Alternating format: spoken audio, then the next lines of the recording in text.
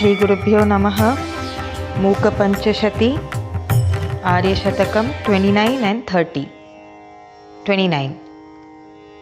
स्मयमानमुखं काञ्चिभयमानं कमपि देवताभेदं दयमानं वीक्ष्य मुहुर्वयम् आनन्दम् अमृताम्बुधौ मग्नाः.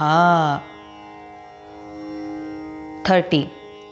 कुतुकजुषी काञ्ची देशे कुमुदतपोराशी पाकशेखरिते कुरुते मनोविहारं कुलगिरिपरिबृढकुलैकमणिदीपे.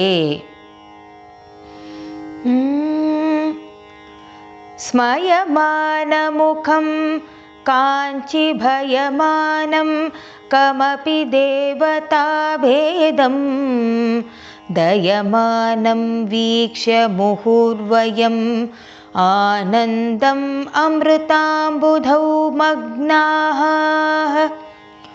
कुतुकजुषी काञ्चिदेशे कुमुदतपोराशिपाकशेखरिते कुरुते मनोविहारं कुलगिरिपरिबृढकुलैकमणिदीपे.